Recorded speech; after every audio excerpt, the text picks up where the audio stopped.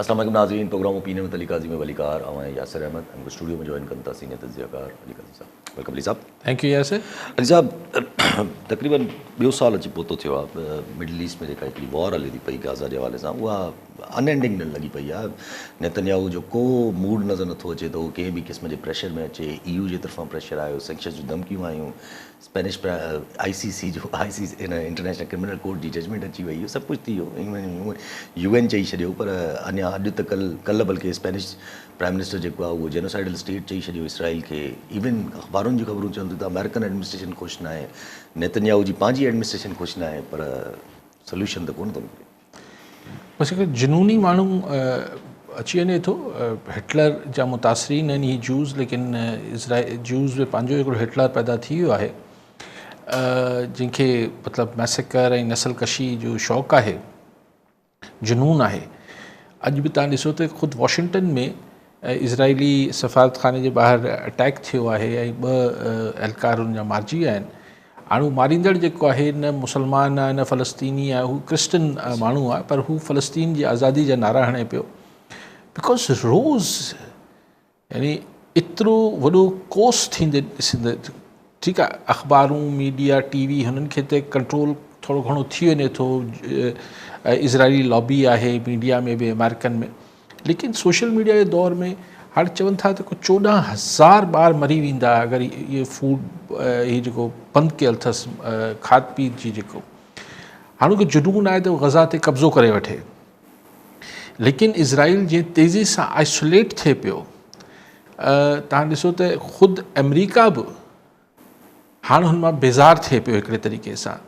European union त खुलेआम हुनजी मज़म्मतूं कनि पिया ऐं हुननि सां सफ़ीर तलबियो पियो वञे, हुन ते सैंक्शन्स ऐं पाबंदियूं हणण जी ॻाल्हि पई थिए। दुनिया में जेके बि जू कंपनीज़ हुयूं उन्हनि जी मल्टीनेशनल हुननि जी प्रोडक्ट्स जो बाइकआउट थिए पियो। लेकिन को अञा ताईं जेसिताईं आउं सम्झां थो त अमेरिका हुन में सोलो हथु न विझंदो, तेसिताईं इज़राइल खे कंहिंजी परवाह कोन्हे। हाणे डोनाल्ड ट्रंप खे बाक़ी दुनिया नज़र अचे थी, हुनखे यूक्रेन जी वॉर बि नज़र अचे थी। हुनखे कल्ह साउथ अफ्रीका जो प्रेसिडेंट आयो त हुनखे वीडियो ऐं तस्वीरूं ॾेखारे पियो त साईं जेके हुते सियाफ़ाम आहिनि, गोरा आहिनि, आबादगार साउथ अफ्रीका में, हुननि जो को क़तल वतल कयो हूंदो, ज़ाहिर उते आहे त सही न गोरे कारे जो जहिड़ो, त उहो त वॾो दर्द हो डोनाल्ड ट्रंप खे। ऐं हुनजी वाइट हाउस में घुराए जीअं बेइज़तियूं कंदो आहे, त हुन खे प्रेसिडेंट खे साउथ अफ्रीकन खे जेको आहे बेइज़तो करे पियो। कर हुन बि चर्चो त हयसि बाबा मूं वटि क़तर वांगुरु पैसा कोन्हे जो तोखे जहाज़ मुफ़्त जा वठी ॾियां। लेकिन इहो आहे त हू यानी उनखे उहो जेके उहो बि ज़्यादती आहे, कंहिं बि इंसानी जान जी ज़्यादती। हाणे को 50 मुआ आहिनि, 100 मुआ आहिनि जेके वाइट्स साउथ अफ्रीका में, पर ही जेके 1.5 लख माण्हू, ॿार औरतूं मारिजी वञनि पिया ऐं मुस्तक़िल मारे पियो इज़राइल। बुख बि मारे पियो, उहे बि बम्बार्टमेंट में मारे पियो, उहो इज़राइल खे नज़र। ऐं असांजा अरब सॻोरा मुस्लिम वर्ल्ड रुगो ॻाल्हियूं करण में पूरी आहे। ॿियो को बि यानी टेंजिबल हिकिड़ो ठोस मदद करण लाइ तयारु न आहे। दुनिया त ॾिसो हिकिड़ी तेज़ी सां चेंज थिए पई। ही इज़राइल ऐं इंडिया जेके 2 फेवरेट्स हुआ, उहे जेके पंहिंजी जुनूनियत ते लथल हुआ, उन्हनि जी पोज़ीशन्स बि चेंज पियूं थियनि। ख़ुदि सुपर पावर्स जी जेका अलाइनमेंट आहे, हाणे 15 ॾींहं पहिरीं ताईं रशिया ऐं चाइना हिकिड़े पेज ते हुआ त अमेरिका ही जेको गोल्डन डोम ठाहे पियो, यानी डोम जेको ठाहे पियो त भई को मिज़ाइल न अचे अमेरिका जे अंदरि, त हुनजी 2 मुखालफ़त करे रहिया। पोइ डोनाल्ड ट्रंप प्यूटन सां ॻाल्हायो आहे त मॉस्को जो मौक़िफ़ मटिजी वियो आहे, चवंदा आहिनि न तुंहिंजो अंदरूनी मामिलो आहे, अगरि पंहिंजी दिफ़ा लाइ ठाहे पियो। पर चाइना चए थो न, हिन सां हथियारनि जी डोड़ वधी वेंदी, छाकाणि त स्पेस मां मतिलबु स्पेस वॉर शुरू थी वेंदी न।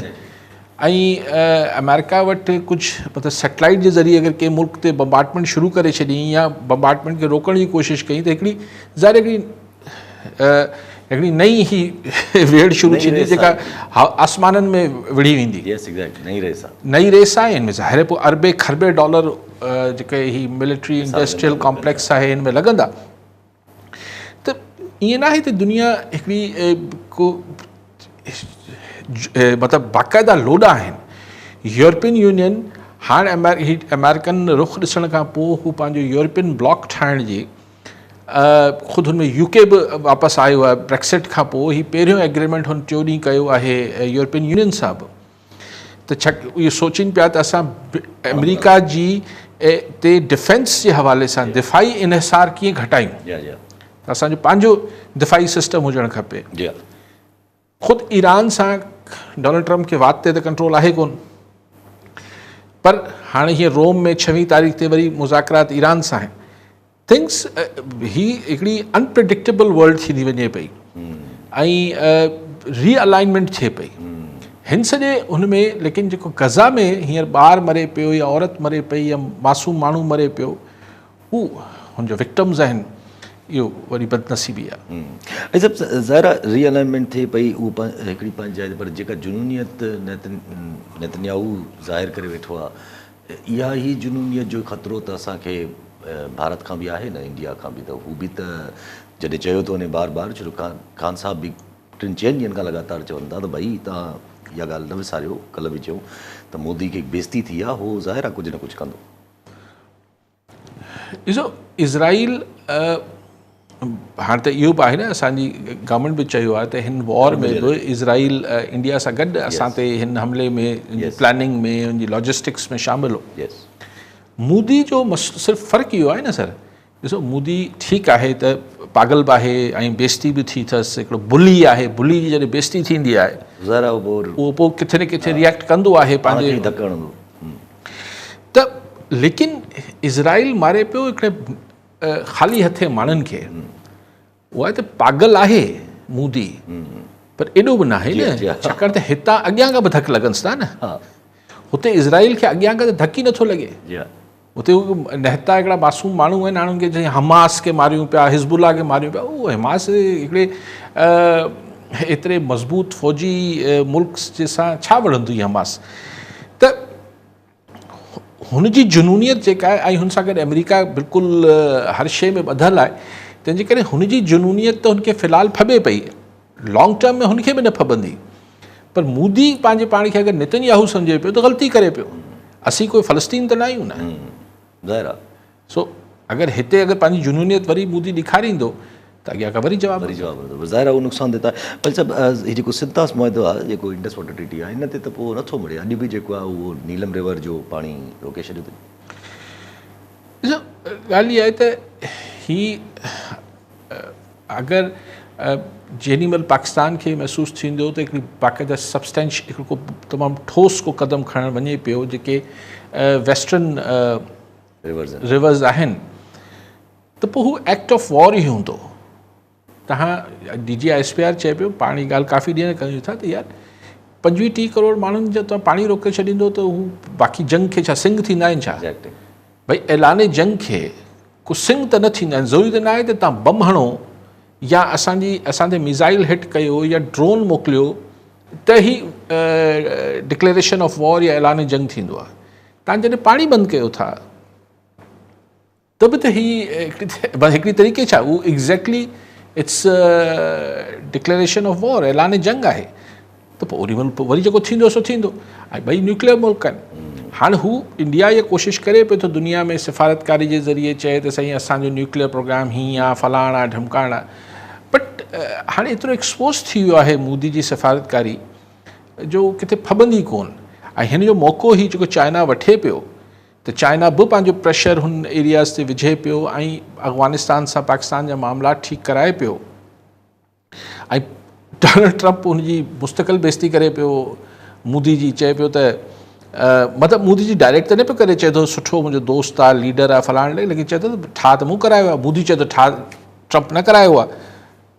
पर मोदी ट्रम्प ॿुधे ई कोन थो चए थो न मूं करायो आहे ऐं फैक्ट बि आहे त करायो त उन ई आहे अमेरिका करायो आहे टैकड़ी त उन ई कराई आहे सो हिकिड़ी सो मोदी लाइ नेतन्याहू थियण जो ख़्वाबु हिकिड़ो ख़्वाबु थी सघे थो हक़ीक़त त कोन्हे भाई साहिबु इहो बि त आहे न त इहा शइ जेका आहे ॼण माना लॉन्ग टर्म फील कोन थी थिए हिन वक़्तु जेको अमेरिकन या ट्रम्प जी जेके पॉलिसीज़ आहिनि टुवर्ड्स ख़ासि करके इंडिया उहे ॼण सॉर्ट ऑफ महसूसु थिए थो ॼण हू कंहिं तरीक़े सां को लेवरेज बाय करणु चाहे थो कुझु कढणु चाहे थो इंडिया मां जेको कॉन्स्टेंट हुनखे हेठि थो करे पियो ॾिसो आउं ईअं सम्झां थो त हू जेको कढणु चाहींदो हूंदो उहो त मोदी हुनखे उहो ई ॾेई छॾे आहे, उहो एतिरो ॾुखियो न थिए आहे, मतिलबु ज़ाहिर आहे टैरिफ वग़ैरह ठीकु करण ई, ॿियो त हाणे इंडिया में छा हासिलु कंदो ऐं चाइना सां जेको हुनखे वधाइणु पियो चाहे।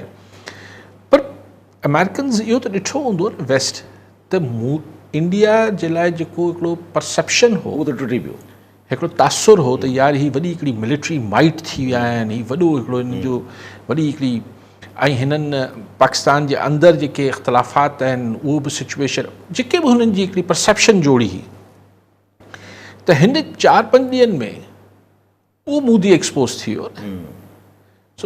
सो मोदी लाइ हाणे मतिलबु कुझु बि ॾियण या वठण जी त ॻाल्हि ई न आहे न। मोदी त मतिलबु हू अमेरिका या त सिधो अची विढ़णु शुरू करे छॾियो त ॿी ॻाल्हि आहे, न त इंडिया डिडंट परफॉर्म। जे पहलवान ते पैसा हणी रहिया सोली सिंधी में, उहो पहलवान मैदान में को सुठा धक त करे न सघियो, त हाणे हिन पहलवान ते छा पैसा हणनि। इन सफ़ारतकारी में असांखे ज़ाहिर फ़ाइदो त कुझु न कुझु वठणु खपे, थी का हिकिड़े क़िस्म जी सॉर्ट ऑफ विंडो आहे जंहिंमें भारत जी सुबकी थी आहे। पर सभु जॾहिं DGI-SPR साहिबु इहा ॻाल्हि कई त कश्मीर आज़ादु थी वियो त पोइ सोचे वठिजो त 5 ई सभु दरिया जेके पाकिस्तान जे हवाले थी वेंदा, त पाकिस्तान माना ॾिसो मूंखे सम्झ नथी अचे, ॿ ॻाल्हियूं सम्झ नथियूं अचनि त हाणे ही हिकिड़ी डिप्लोमेटिक सतह ते ॻाल्हियूं हुजनि थियूं, ऐं इहो ई कश्मीर जो त ज़ाहिर वॉर इहा ई डिस्प्यूट आहे, छा पाणी आहे न। हाणे उहो DG साहिबु चवनि पिया, ऐं इहो को असांजो को फॉरेन ऑफिस न पई चए, असांजो मिलिट्री स्पोक्समैन चए पियो। ऐं सुवाल इहो आहे त आज़ादु अगरि थी वियो उहो जेको मक़बूज़ा कश्मीर आहे, त उहो अगरि आज़ादु वाक़ई में हूंदो त पोइ पंहिंजी हुननि जी, त पोइ हुननि जी पॉलिसीज़ हूंदियूं पंहिंजियूं। सो बहरहाल DG साहिबु चई त वियो आहे, ज़ाहिर हुनजी पंहिंजियूं हूंदियूं। ऐं वक़्तु हलो पंहिंजी अगरि मुल्की हाणे थोरो सियासत ते मुड़ी अचो, ज़ाहिर हिकिड़ी इंटरनेशनल सूरत हाल ठहियलु आहे, त उनजे करे हिकिड़ी पैदा थिए थो ॼण माना मुल्क में बि जेको आहे सूरत हाल खे सही कजे। पर सम्झ में ॻाल्हि न थिए, कंफ्यूज़िंग सिचुएशन हले थी पई, किथे तनक़ीद बि हले थी पई ख़ान साहिब जे तरफ़ां, त किथे PTI पार्टी जे तरफ़ां वरी जेको आहे ख़ुशाइन बि कयो वञे थो पियो। अलीमा ख़ान साहिबा चवनि थी मुलाक़ातूं न थियूं आहिनि, सलमान अकरम राजा साहिबु चवनि था माहौल ठहे थो पियो, थिए छा थो? मुंहिंजे ख़्याल त हिकिड़े वक़्त में सभई थिए पियो, ऐं को हिकिड़े वक़्त में सभई थिए थो, पोइ ख़ान बि ॻाल्हाइण ते बस नथो करे। वरी कल्ह जेको चई फील्ड मार्शल जे हवाले सां जेको अलीमा ख़ान अची ॿाहिरि कोट कयो, त इहो हिन महिल चवण जी अगरि सफ़ा मामलात ख़ुशगवार हुजनि, लेकिन किथे न किथे विच में माण्हू कोशिशि त कनि था। इहे सभु शयूं स्टेटस को कॾहिं बि न रहंदो आहे, मतिलबु डिघो अरसो न रहंदो आहे। हीअ शयूं किथे न किथे ते मेल्ट डाउन थींदियूं। हाणे कहिड़ी शिकल ऐं सूरत में थियनि थियूं, ऐं ख़ान खे मतिलबु बार बार ख़ान खे छो तासुर ॾियण जी ज़रूरत पए पई त हू थको न आहे। छा ईअं महसूसु थिए थो त ख़ान थकिजी वियो हूंदो, ख़ान थकिजी थो वरी कोई अहिड़ी ॻाल्हि करे थो जंहिंमां हू इहो तासुर ॾिए थो त भई आउं थको कोन आहियां ऐं तव्हांखे मुंहिंजी ज़रूरत आहे। हीअ जेको तव्हां जिन्हनि सां गॾु बीठा आहियो, इहो तव्हांजी ज़रूरतूं पूरी नथा करे सघनि विज़ावी इंटरनेशनल जेका सिचुएशन आहे, यानी हीअं जेको इस्टेब्लिशमेंट जिन्हनि ते काउंट करे पई हू डिलीवर न करे सघंदा, दैट्स वॉट हीज़। लेकिन बहरहाल इस्टेब्लिशमेंट हींअर कंफर्टेबल त प्रेज़ेंट सेटअप्स आहे, त हू न चाहींदी अगरि हू ख़ान खे बि रिलीफ ॾियण बि चाहिनि त बि हू न चाहींदा त ख़ान ते भाड़ीनि टोटली। हू चाहींदा त ही ख़ान निकिरे ऐं बिहेव करे, सुठा बचा बन चङो ॿार थिए ऐं ही सिस्टम सेटअप हलंदो रहे। ख़्वाहिशूं आहिनि ज़ाहिर आहे इन ई ॻाल्हि ते अची ॻाल्हि फासी थी पए, ऐं इन ई ॻाल्हि ते अची वरी बार बार जेको आहे। पर सभु ज़ाहिर अली अमीन गंडापुर साहिबु जेको आहे उहो हाणे त चवनि था पिया त भई अगरि नथो माहौल बहितर थिए ऐं नथियूं शयूं सही थियनि त पोइ पंजाब में जेके हुननि जा कुझु लीडरान आहिनि जेके मिलिट्री ट्रायल में केस कटे आया आहिनि, हाणे 2-2 साल जेल गुज़ारे आया आहिनि, उहे बि ॿाहिरि निकिता आहिनि। उहे बि चवनि था त भाउ असां वरी पोइ हाणे इनकलाब खे ॿिए क़िस्म जो खणी ईंदासीं। उहे त सिधी धमकियूं था ॾियनि। हेॾो वरी गंडापुर साहिब बि चए थो त भई ईअं अगरि हलंदो रहियो त पोइ असां बि रेजिस्टेंस ते माना हू गवर्नमेंट एज़ अ गवर्नमेंट हू चवनि था त पोइ IMF जे टर्म्स ते असां कोन ॻाल्हाईंदासीं तव्हां सां। ॾिसो ही हिकिड़ी जेके सख़्तु स्टैंड्स आहिनि इहे वठबात आहिनि। गंडापुर साहिबु इहे अक्सर अहिड़ा मौक़ुफ़ ॾींदो आहे जिथे इहो महसूसु थिए त बलूचिस्तान KPK बतौर हिकिड़ो फेडरेटिंग यूनिट जेको आहे फेडरेशन सां टकराव में अचे पियो, पर तव्हां हिन अरसे में 1.5 साल में ॾिसो त हू बयानु ॾींदो आहे, जी हा, पोइ हिकिड़ी स्टेज जी हा। जॾहिं पोइ हुनखे कॾहिं बि हू एक्चुअल न कंदो आहे, रियलिटी में न कंदो आहे, एग्जीक्यूट नथो करे सघे। एग्जीक्यूट कंदो आहे या नथो करे सघे। कंहिं ज़माने बिजली ते ॻाल्हायो हुअईं, कंहिं ज़माने में कंहिं ते ॻाल्हाईंदो, ॻाल्हायो हुअईं अलाए। ऐं पोइ हू किथे वियो माण्हू जेको तहरीक हलाइण लाइ जंहिंखे ख़ान मैंडेट ॾिनो हो, हू साइड ते थी विया आहिनि। हा, हू माठा आहे अॼुकल्ह जुनेद ख़ान नालो। हा, अली गंडापुर साहिबु चवनि था त मूंखे वापसि ॾिनो वियो आहे तहरीक खे मोबिलाइज़ करण जो। ठीकु आहे न। सो हा, त हाणे अलाए ख़ान साहिब बि रोज़ु मटाए छॾे थो असाइनमेंट्स, हू उन्हनि जी मर्ज़ी आहे। लेकिन अमीन गंडापुर हुन स्टेज ते वेंदो कोन, अञा ताईं त न वियो आहे। हाणे नई ॻाल्हि, छाकाणि त उहो वाक़ई में हिकिड़ो थ्रेट थी वेंदो कि भई IMF जो शर्त जेको आहे हिकिड़ो सूबो न पियो मञे, इहो हिकिड़ो मसइलो त थी सघे। ज़ाहिर आहे वॾो मसइलो थींदो, वॾो मसइलो थींदो। अच्छा, कल्ह पाण डिस्कस कयोसीं त ड्रोन स्ट्राइक जे हवाले सां त कमु मुबैना तौर ते गंडापुर साहिबु त मञनि था त ड्रोन स्ट्राइक आहे। अच्छा, ऐं चवनि था मां मज़म्मत कयां थो त इहा ड्रोन स्ट्राइक न थियणु। पर ड्रोन कीअं हिट कया? एक्ज़ैक्टली। ॾिसो, असांजी हुकूमत, असांजी इस्टेब्लिशमेंट त हुनजी मज़म्मत करे पई ऐं चए पई त हीउ दुश्मननि जो कमु आहे। त छा जेकी दहशतगर्द तंज़ीम आहे TTP, छा हुननि वटि को ड्रोन जहिड़ी सलाहियत आई आहे छा? इहो त ॾाढी ख़तरनाक ॻाल्हि आहे। ऐं ज़ाहिर ई आई हूंदी त कंहिं इंडिया या कंहिंजे पारां ॾिनल हूंदी। सो इहो हिकिड़ो डेंजरस वरी नओं रुख आहे। अगरि ईअं आहे, मूंखे ख़बर न आहे, अगरि अमीन गंडापुर तव्हां पाण ॿुधो चई मां ड्रोन स्ट्राइक जी मज़म्मत कयां थो, मां पहिरां बि मज़म्मत कई आहे।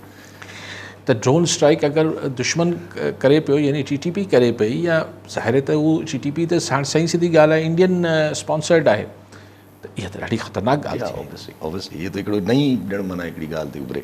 अच्छा, जिथे इहे ॻाल्हियूं उभरनि थियूं उते अफ़गानिस्तान सां गॾु अॼु ॿीहर असांजा फॉरेन मिनिस्टर वेठा हुया, चई यकीन दयानी कराई आहे त जेका दहशतगर्दी लाइ उन्हनि जी सरज़मीन असांजे ख़िलाफ़ु इस्तेमालु न थींदी।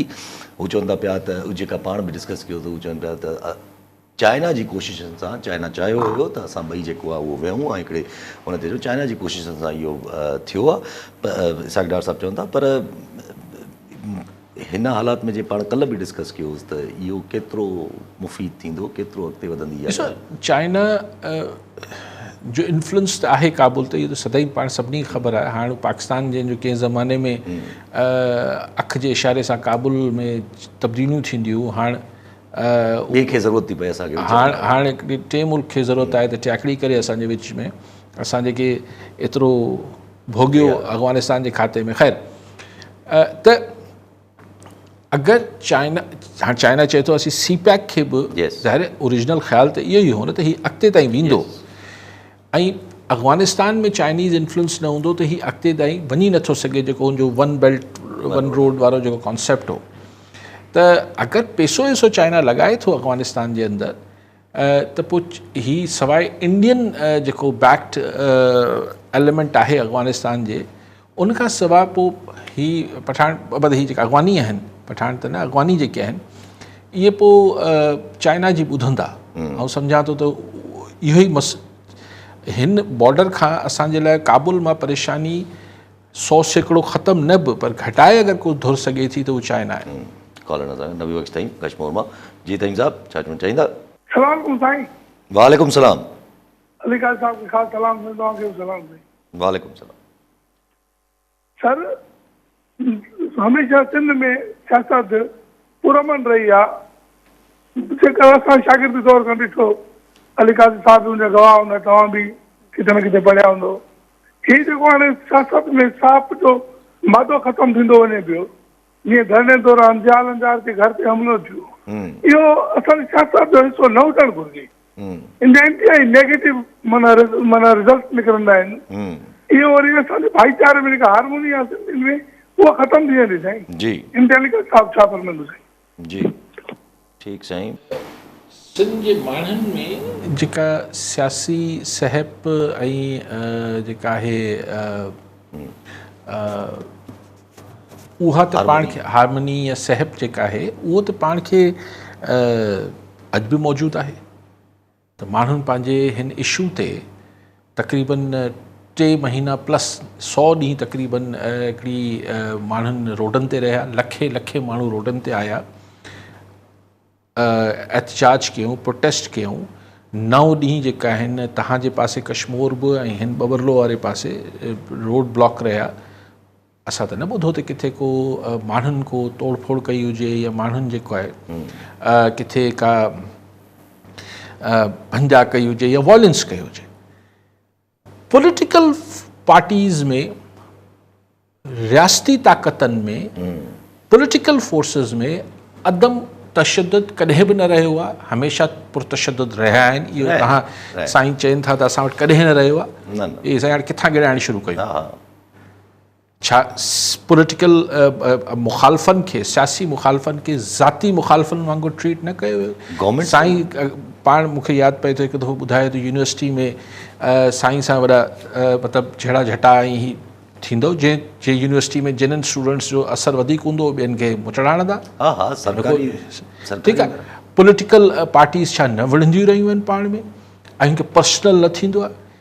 हिते बि तव्हां हीउ जेको हिन ई वाक़े सां अॼु मां ख़बर ॾिठी पई त लंझार साहिब जे घर सां इहो त ॾिसो, आऊं त सभिनी हर क़िस्म जे तशद्दुद, चाहे उते प्रोटेस्टर्स ते तशद्दुद थियो हुजे, चाहे ज़िया लंझार जो घर सड़ियो हुजे, चाहे पुलिस खे धक लॻा हुजनि, चाहे माण्हू मुआ हुजनि, सभु ग़लति आहे, सभु क़ाबिल मज़म्मत आहे। लेकिन सवाल इहो आहे त तव्हां जेका सवाल मूंखां कयो उहो तव्हां पर्टिकुलरली चयो त ईअं हो कोन सिंध में। पॉलिटिकल फोर्सिस त हमेशह सां हिक ॿिए जे ख़िलाफ़ पुरतशद्दुद रहियूं आहिनि, इहो कल्चर नओं न आहे।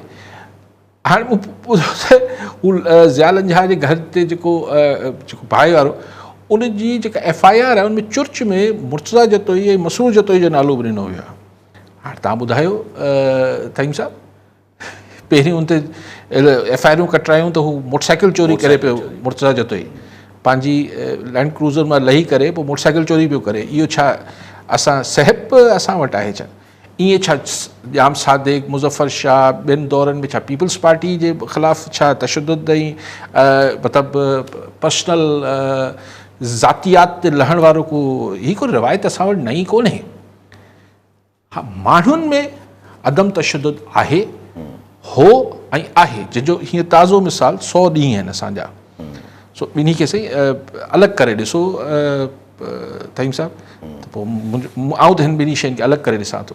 पर जेका वायलेंस थी जेका उन ॾींहुं, उहा पॉलिटिकली बेसिस त न हुई न स्टार्टिंग में। पॉलिटिकली त पोइ बाद में जेको आहे उहो उन में अंसर अचणु शुरू थी विया, उहो सभु कुझु थी वियो। पर जेको कॉज़ हुयो उहो त पॉलिटिकल न हुयो न। अगरि हे जेको मोरे वारे इंसिडेंट जी ॻाल्हि कजे त जेको कॉज़ हुयो, जेको एहतजाज हुयो, उहो त मतिलबु पॉलिटिकल न हो। पर पॉलिटिकल न हो छा मतिलबु छा थिए? बेसिकली उहो त इहो ई किनास जो इशू आहे, हिन ते ई सभु कुझु। उनखे माण्हू पॉलिटिकल चवनि था न, असीं हुनखे हिकिड़ो ह्यूमन राइट्स जो इशू चऊं था, पर जनरली त हुनखे हिकिड़ो पॉलिटिकल इशू ई मञियो वञे थो। लेकिन you see the point is कि हुन घर ते हमिलो, मूंखे मूं बि कल्ह बि तव्हां सां ॻाल्हि कई, मूंखे थोरी सम्झ न आई। ऐं अॼु चयो आहे ज़िया लंझार त हुन ते घर रुखी जांच थिए पई ऐं GIT बि ठहंदी। GIT ठहणु खपे। सम्झ में अचे त होम मिनिस्टर जे घर ते फुटेजिस में को लखे थींदो आहे, लखे माण्हू अची वेंदा आहिनि, 50,000 माण्हू, लख माण्हू, 1.5 लख माण्हू, पोइ त सिक्योरिटी सभु गाइब थी वेंदी आहे। एतिरे माण्हुनि सां कीअं वड़बो? पोइ त ढाका में प्राइम मिनिस्टर हाउस ते बि कब्ज़ो थी वेंदो आहे, सुप्रीम कोर्ट ते बि थी वेंदो आहे। लेकिन एतिरा त माण्हू कोन आहे, त छा हिकिड़ी होम मिनिस्टर जे घर ते को सिक्योरिटी न हुई छा? रेजिस्टेंस किथे आई? सो ख़ैर मूंखे आऊं हिन में को थ्योरी नथो ॻोल्हियां, पर मूंखे हैरत पई थिए। माण्हू नॉर्मली बि असां वटि हिकिड़ा 4-6 गार्ड्स त हर घर ते जेको असां वटि इंटीरियर में हूंदो आहे, त जेके असांजा भोतार आहिनि या जेके वॾा माण्हू आहिनि उन्हनि वटि त ही हूंदा आहिनि गार्ड। त हीउ छा थियो? लेकिन नेवरदलेस उहो त हू जांच वारा पाण जांच कंदा। पर ॻाल्हि इहा आहे त ही वॉयलेंस ही हिकिड़ो आइसोलेटेड इवेंट आहे। थईम साहिब जो सवाल इहो हो त छा ही असां वटि अॻु में न थींदो? ही शयूं त अॻु में बि थींदियूं हुयूं। बट ॻाल्हि इहा आहे त हिन सां आऊं जेको 100 ॾींहंनि जी पुरमन सिंध जे माण्हुनि जी हिकिड़ी प्रोटेस्ट हुई, जंहिंमें पॉलिटिकल फोर्सिस बि हुयूं। मतिलबु हीअं न आहे त पॉलिटिकल फोर्सिस न हुयूं हुन 100 ॾींहंनि में, लेकिन हुन महिल सिंध जो कॉज़ जेको हो, मतिलबु सिंध में जेको कॉज़ चवां पियो, जेको राय अमा हो, उहो माण्हुनि जो एतिरो हावी हो जो पॉलिटिकल नॉन पॉलिटिकल फोर्सिस सभई हिन ॻाल्हि सां हुआ त ही हिकिड़े अदम तशद्दुद सां ही मामिलो हल थींदो ऐं ईअं ई हल बि थियो। तशद्दुद सां मसइला हल थोरी थींदा आहिनि। चाहे तशद्दुद को फोर्स करे, पॉलिटिकल फोर्स करे या सरकार करे। या तशद्दुद सां मसलो हल थोड़ी थींदो आहे। ऐं जब जितां ॻाल्हि कई त सरकार जे तरफ़ां हुजे या किथां बि, सरकार बि त ज़ाहिर उन ॾींहं ते मिसमैनेजमेंट कई न, जेके माण्हुनि खे फायरिंग थी ऐं इहो सभु कुझु थियो, सरकार जी मिसमैनेजमेंट मूंखे त सम्झ नथो अचे त हिन सॼे इशू खे सॼो ई अगरि आउं कंटिन्यूटी में मिसहैंडलिंग त थिए थी न, ऐं मिसहैंडलिंग छो थी थिए, उन में कई एलिमेंट्स हुजनि था, उनमें पोइ स्पॉयलर्स बि हुजनि था, उनमें ज़ाहिर आहे हिकिड़ो बस इहे सभु शयूं पोइ इन्वॉल्व थियनि थियूं। लेकिन आई थिंक कि बाय एंड लार्ज हिकिड़ो पॉलिटिकल कल्चर क्रिएट थियणु खपे, पॉलिटिकल फोर्सिस में बि क्रिएट थियणु खपे, ऐं सरकार वटि बि हिकिड़ो सहप अचणु खपे। जेके कल्ह मूं ॻाल्हि कई पे त लेट्स मतिलबु इहो सम्झणु खपे त सिंध जा डायनेमिक्स ऐं बलूचिस्तान जा फ़र्क़ु आहिनि, त सेम फॉर्मूला हिते अप्लाई न कयो, सेम ओड़ी तरीक़े सां हैंडल न कयो। त उन सां मुंहिंजी मुराद इहा हुई त ॾिसो न, बलूचिस्तान में अगरि पाण पोइ अर्ली डेज़ खां बि शुरू कयूं त चयो वेंदो बाबा 4, 8, 10 वॾा सरदार आहिनि, उन्हनि सां ॻाल्हाइबो, पोइ सरकार ॻाल्हाए वठंदी, मसइला हल थी वेंदा, सरकार खे 2-3 सां नाराज़ थी वेंदी, त ऑपरेशन्स थींदा हुआ, वरी ईअं हिकिड़ो सॼी बलूचिस्तान जी पाकिस्तान ठहण खां पोइ हिस्ट्री ईअं हली आहे। अच्छा, हिते पोइ इवन मुशर्रफ साहब, मूंखे यादि आहे हुन मौजूदु हुअसि हुन में, त चई त इहे बलूचिस्तान का मसला 3 सरदारों का मसला है, अकबर बुगटी, अताउल्लाह मेंगल ऐं खैर बशमरी। त पोइ पर अगरि सिर्फ़ु 3 सरदारों का मसला था, अगरि मरहूम जेरो हुजे त पुछा सां त अॼु त टई कोन आहिनि, पोइ बलूचिस्तान जो मसलो हल छो नथो थी वञे। इवन उन्हनि जूं जेके लेकिन पोइ बि अॼु बि अप्रोच इहा आहे त जेके थोड़ा जेके मीडियोकर क़िस्म जा सरदार ऐं भोतार आहिनि, उन्हनि खे गॾु वठिजे ऐं बलूचिस्तान खे कंट्रोल कजे। उते बि हाणे इहो मुमकिन न पियो थिए, पर हुते हाणे वॉयलेंस आहे। सिंध में त इहो तसवर करणु, ॾिसो तव्हां इलेक्शन्स जे लाइ इहो मॉडल ठाहे सघो था सिंध में, सही ठठे में फलाणा ख़ान वठी वेंदासीं, घोटकी में फलाणा रखंदासीं, थर में फलाणा ख़ान वठंदासीं, फलाणा ख़ान हिते रखंदासीं, ही विनिंग कैंडिडेट्स वठंदासीं, असांखे इलेक्शन्स ऐं थोरी असीं पंहिंजी ग़ैबी मदद ॾींदासीं, इलेक्शन जो रिज़ल्ट असांजी मर्ज़ी में अची वेंदो। यस, इहो फॉर्मूलो हले थो, ऐं उहो बि फेयर इलेक्शन कराईंदो, उहो बि ख़बर पइजी वञे त ही भोतार बि खटंदा या न खटंदा। लेकिन उहो बि सिंध जे माण्हुनि जो उते पोइ विज़डम चेक थींदो, पर जंहिं ॾींहुं फेयर इलेक्शन थिए तेसि ताईं त ईअं ई आहे फॉर्मूलो। लेकिन अहिड़े मामलनि में अगरि बलूचिस्तान फॉर्मूलो अप्लाई थिए थो त सही असीं ही 10 इलाइक़े जा 2, 4, 5 मोतबर भोतार जेके आहिनि असां पाण सां गॾु करे वठंदासीं त बसि पोइ ठापुर थी वेंदी, पोइ बसि माठार अची वेंदी इलाइक़े में, को कुझु न थींदो। ईअं न आहे। That's my point. ऐं हिन नुक़्ते ते एम्फसाइज़ करणु चाहियां पियो, जॾहिं आउं बार बार चवां थो सिंध खे बलूचिस्तान न सम्झो, त मुराद इहा न आहे त असीं वधीक हू घटि या हू वधीक असीं घटि, डायनेमिक्स डिफरेंट आहिनि। हिते जेको आहे ॾिसो 100 खनि त तालका आहिनि, तालका हिकिड़ा चङा वॾा शहर हुजनि था। अर्बनाइज़ेशन सां छा मुराद हूंदी आहे? अर्बनाइज़ेशन सां सिर्फ़ु मुराद हूंदी आहे कराची, हैदराबाद, सखर छा?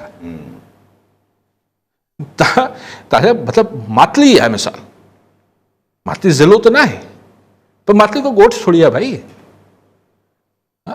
मिसाल को बि इहे रोड़ी आहे मिसाल, हाणे केतिरा वठूं, खोड़ पाण इहे तालकनि जा नाला खणी, कोटड़ी आहे या इहे। सो इहो सम्झणु त हिननि शहरनि में असीं जंहिंजी वॾी औताक आहे या बंगलो आहे, उनखे बसि हथ में करे वठंदासीं त शहर जा माण्हू सफ़ा ईअं साह मुंझी पवंदो। इहो थोरी थींदो आहे सर, स्पेशली जॾहिं एतिरो वॾो इशू हुजे। त हाणे ॻोठनि में बि इएं रोकणु ॾुखियो आहे। लेकिन चलो आउं हिकिड़ी ॻाल्हि थो कयां, हिकिड़ी just for the sake of हिकिड़ी डिस्कशन लाइ, त सिंध जी डायनेमिक्स खे कंफ्यूज़ करणु बलूचिस्तान सां, अगेन जिथे उते बि कंट्रोल न पिया करे सघनि, नथो थिए। जेके सरदार हाणे जेके बाक़ी बचिया आहिनि, त सभु सरकार सां गॾु आहिनि, सभु सरकार सां गॾु। यस, लेकिन चलो उते त चयो वञे त भई मिलिटेंसी आहे, पोइ साईं इंडिया आहे, पोइ साईं फलाण आहे, पर ॻाल्हि इहा आहे त हू त मिलिटेंट्स त अलॻि थी विया, दहशतगर्दी जेके कनि पिया उहो त अलॻि थी विया, पर अॼु माण्हुनि खे छॾियो ॿाहिरि, उहो त सरदार न आहे न। उहो किथे जी सरदार, किथे जी बि सरदार न आहे।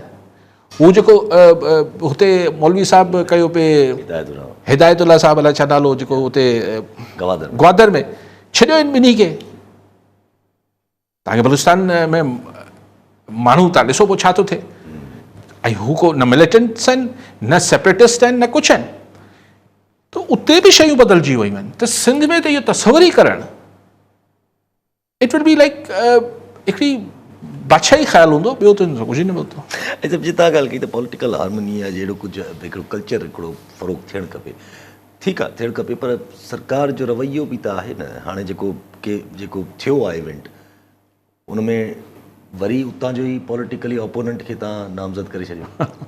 उहो असां वटि थींदो आहे यार, उहो असां वटि थींदो आहे। सरकार जी मदहियत में केस थो दाख़िल थिए त सरकार ई त धुर थींदी आहे न। अपोनेंट्स जे ख़िलाफ़ को ॻाल्हि आहे त अच्छा सुभाणे हुकूमत मटपी यस यस जी हा, त इहे ई बदिला थींदा। बकरी चोरी ऐं साइकिल चोरी में लंझार साहिब जा नाला ॾियणु शुरू थींदा मुखालिफ़, पोइ हू चवंदा विक्टिमाइज़ेशन थिए पई। कल्चर आहे, अनफॉर्चुनेटली बदकिस्मती आहे त असां वटि सियासत ज़ाती मुखालफ़त जे नाले सम्झी वञे थी, आहे त बदनसीबी। ऐं जो रीज़न आहे यासिर त सो मच स्टेक्स, सिर्फ़ु कुर्सी जो मसइलो न आहे, सिर्फ़ु कुर्सी जो मसइलो न आहे, कुर्सी सां गॾु जेके ॿिया मामलात जुड़ियल हुजनि था न, उहे थोरा न हुजनि था, एतिरा घणा हुजनि था जो उहो छॾण जो कंहिंखे दिलि नथी करे। ज़ाहिर इहो ई पोइ वरी अगरि जे मुल्क ते बि खणी ज़ाहिर इहो ई कल्चर मुल्क ते बि हले थो पियो। जॾहिं इमरान ख़ान साहिबु चए थो मां न ॻाल्हाईंदुमि नवाज़ शरीफ़ सां, या अॼु बि चए थो त मां PMLN सां न ॻाल्हाईंदुमि, त उते बि ईअं ई आहे। कल्ह राना सना साहब वेही चवनि था भई उते रवैयो ईअं आहे, इमरान ख़ान साहिबु कंहिंसां ॻाल्हाइण लाइ तयारी कोन्हे, उहो चए थो मां निकिरां ऐं हिननि सभिनी खे टंगियां। उहो बि हिकिड़ो एक्सट्रीम पियो लाइन पियो वठे ख़ान, एक्सट्रीम लाइन आहे न। राना सना चवनि था असां ॻाल्हाइण लाइ तयारु आहियूं, उहो ॻाल्हाइण लाइ तयारु न। अच्छा न ईअं त न आहे, कुझु ॾींहं पहिरीं त चई त हुकूमत सां ॻाल्हाइण लाइ तयारु आहियूं, हाणे चए थो न ॻाल्हाइण। रोज़ ख़ान साहिबु अंदरि वेही पंहिंजा फ़ैसिला चेंज थो करे। एग्ज़ैक्टली जी हा जी हा जी हा, पहिरीं चई हे थोरा ॾींहं पहिरीं। यस यस, गौर खान साहिब खे चयईं, गौर खान साहिबु ॿाहिरि आयो ॿुधाईं अची त गवर्नमेंट सां ॻाल्हाए। हाणे चए थो इस्टेब्लिशमेंट सां रुॻो आउं बि ॻाल्हाइण लाइ तयारु आहियां। हा सिर्फ़ु इस्टेब्लिशमेंट सां, बट ॻाल्हि इहा आहे त इस्टेब्लिशमेंट सां त तव्हांजी ॻाल्हियूं सभिनी खे ख़बर आहिनि त हलनि थियूं, उहो पर हू को बाक़ाइदा टेबल टॉक त नथी थिए न। ऐं इस्टेब्लिशमेंट चाहे थी त भई असां हिन हुकूमत सां गॾु आहियूं, त तव्हां हिन हुकूमत खे रेकग्नाइज़ कयो न, हिन खे मञता ॾियो। ख़ान सम्झे थो त अगरि हिन हुकूमत सां हू नेगोसिएशन में आयो, ॻाल्हि ख़तमु थी, त हिन खे लेजिटिमेसी ॾेई छॾींदो, हिननि खे मञता ॾेई छॾींदो त ही फॉर्म 47 न आहे। जंहिंसां तव्हां ॻाल्हाईंदा आहियो, तव्हां हुनखे मञंदा आहियो न त हीअ हिकिड़ी जाइज़ हक़ीक़ी धुर आहे, पर इमरान त चए थो न हीअ जाइज़ न आहिनि। अच्छा पाणे कल्ह हर कुझु वॾा वॾा सहाफ़ी बि अची विया आहिनि जेके इहो क्लेम कनि था पिया त इस्टेब्लिशमेंट जे सॼी इस्टेब्लिशमेंट बेसिकली इहो नथी सम्झे त माना इमरान ख़ान साहिबु जेको आहे उहो एंटी इस्टेब्लिशमेंट आहे। कुझु ॻाल्हियूं आहिनि जेके माना मसइलो पैदा थियूं कनि जेके पूरी इस्टेब्लिशमेंट सां इमरान ख़ान जे हवाले सां। त ज़ाहिर आहे पोइ इहा जॾहिं इहा सेंस अचे थो पियो, जेको फैसल वावड़ा साहिब बि 2-3 ॾींहंनि खां अटैक कनि था पिया नवाज़ शरीफ़ वारनि ते, त मरीम नवाज़ शरीफ़ साहिबा बि जेको आहे कॉन्स्टेंटली यादि ॾियाराईंदियूं पियूं 9 मई वापसि। हा उहो त मरीम साहिबा त ज़ाहिर आहे, मरीम साहिबा जी ॾिसो तव्हांखे यादि हूंदो त जॾहिं हीअ हुकूमत ठही हुई त मूं तव्हांखे इहो ई चयो पियो त नवाज़ लीग ऐं नवाज़ लीग जे पोयां जेके क़ुवतूं आहिनि उन्हनि जी इहा सोच आहे त असीं 1.5-2 सालनि में एतिरो शानदार कमु पंजाब में करे छॾींदासीं, एतिरी शानदार गवर्नेंस आणींदासीं जो माण्हुनि खे ख़ान विसरी वेंदो। हाणे 1.5 साल खां मथे अरसो गुज़री वियो आहे, ईअं न आहे त मरियम हुते कमु नथी करे, लेकिन जाम पैसो ख़र्च थियो आहे, सभु कुझु अरबे रुपया ते खरबे रुपया इश्तिहारनि ते पंजाब गवर्नमेंट ख़र्च करे थी, पर नथो माण्हुनि खे विसरे छा कजे, उहो ईअं विसरंदो ई कोन। ईअं न पियो चवां त कोई खाम खाए, इहो दुनिया में न थींदो आहे न सर। न त कई लीडर्स जेके आहिनि 25 साल जेल में रहिया पोइ माण्हुनि खे विसरिया त कोन न, जेतिरो टाइम गुज़रंदो हुनजो कदबुत ऐं हुनजे लाइ हिकिड़ी त हुनजो तरीक़ो इहो हूंदो आहे त तव्हां हुननि खे वापसि पब्लिक में आणियो, उन्हनि खां ग़लतियूं थियणु ॾियो, इन ई ॻाल्हि खे सियासी फीथो चयो वञे थो, त पॉलिटिकल साइकिल हलणु ॾियो। जॾहिं तव्हां कंहिं माण्हू खे चवंदा त असीं हिन खे इहे जाम करे छॾींदासीं, त तव्हां हुनखे फिज़िकली जिस्मानी तरह त लॉक करे छॾियो था, पर हुनजो जेको पब्लिक में इमेज ऐं परसेप्शन हुजे थो त वञे ई नथो। उतां माण्हुनि खे फायूं ॾेई छॾियूं तॾहिं माण्हुनि खे न विसरियो। नवाज़ शरीफ़ 10 साल वञी वेही रहियो, उनखे जलावतन करे छॾियूं, पोइ पंजाब जे माण्हुनि खे त नवाज़ शरीफ़ न विसरियो। त तव्हांखे इमरान ख़ान खे अगरि 3 साल 2 साल जेल में विझी छॾींदो, तव्हां सम्झो था हुनखे। तो ॿई ॻाल्हियूं ग़लति साबित थियूं। एक्चुअली असेसमेंट ॿई ग़लति थियूं। हिकिड़ी असेसमेंट इहा हुई त ख़ान थकी पवंदो, टुटी पवंदो।